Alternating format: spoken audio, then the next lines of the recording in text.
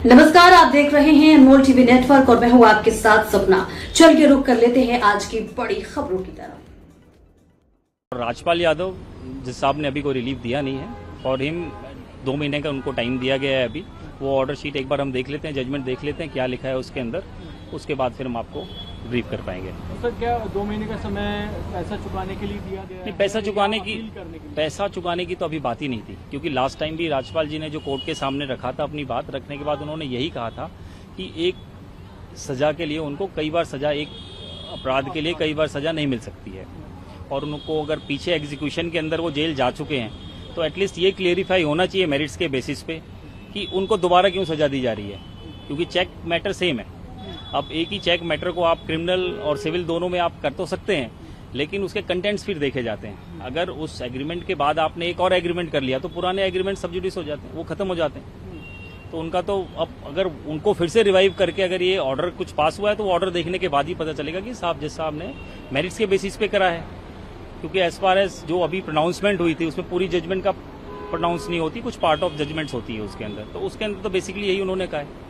Total 5 crore लिए थे उन्होंने जी। अब तक का जो हुआ था वो 9 करोड़ हुआ था जी। आपकी तरफ से कितना जमा किया गया है और कितने अमाउंट पे ये विवाद फंस रहा है? देखिए, 5 करोड़ में अब तक हम 4 करोड़ 50 लाख रुपए के लगभग तो जमा कर चुके हैं, 4.5 करोड़ जा चुके हैं। लेकिन वही है कि मल्टीप्लिसिटी जितनी केसेस की हैं, कहीं वो 11 करोड़ है, कहीं उसमें 10.5 करोड़ की जजमेंट है, एक सिविल जजमेंट 10.5 करोड़ की, एक क्रिमिनल में 11.5 करोड़, सेम अमाउंट है। तो ये सारी चीजें देखनी होंगी। अब वो वापस जो अब यहाँ पे जज साहब ने ये कहा है कि अब तक जो पैसे इस कोर्ट में जमा किए गए, मतलब जो पहले हमने पैसे जमा किए गए वो वापस जीरो हो गए।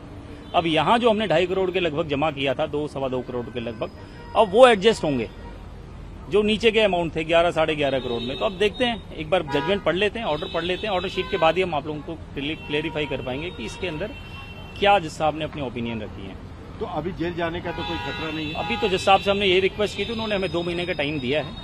एक बार जजमेंट देख लेते, 2 महीने तक तो फिलहाल हम कहीं नहीं जा रहे। टोटल 1 करोड़ 5 लाख रुपए हर केस में उनको फाइन चढ़ा है।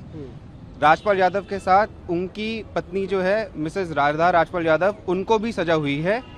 उनको फाइन के तौर पे हर केस में, 7 केस में 5 लाख रुपए जमा कराने हैं। अगर राजपाल यादव जी ये फाइन जमा नहीं कराते तो 3 महीने की सजा काटने के बाद इन डिफॉल्ट उनको 6 महीने की और सजा की गई है। और सजा काटनी पड़ेगी। ठीक है सर, थैंक यू। कोर्ट का अच्छा, एक मिनट सर, कोर्ट का क्या ऑब्जर्वेशन था उनके कंडक्ट को लेके? कंडक्ट के बारे में भी कोर्ट ने क्या? कोर्ट का ये ऑब्जर्वेशन था कि उन्होंने प्रोबेशन ऑफ ऑफेंडर्स एक्ट में लीनियंसी के लिए रिक्वेस्ट किया। कोर्ट का ये ऑब्जर्वेशन था कि प्रोबेशन उसी आदमी को मिल सकती है जिसका कंडक्ट अच्छा हो। कोर्ट ने पूरा ऑब्जर्व किया ऑर्डर में कि रिपीटेडली इनको इंडल्जेंस दी कोर्ट ने। इसके बीच में ये जेल गए थे, जेल जाने के बाद इनको सस्पेंशन ऑफ सेंटेंस में बाहर वापसी लाया गया। लेकिन जिस दिन फाइनल हियरिंग थी, फाइनल हियरिंग के दिन मिस्टर राजपाल यादव ने कोर्ट के आगे ये कह दिया कि मैं 1 रुपया नहीं दूंगा, चाहे आप मुझे 5 बार जेल भेज दें। और ये बात सुन के कोर्ट ने उनकी जो रिक्वेस्ट थी प्रोबेशन ऑफ ऑफेंडर्स एक्ट के अंदर रिलीज करने की,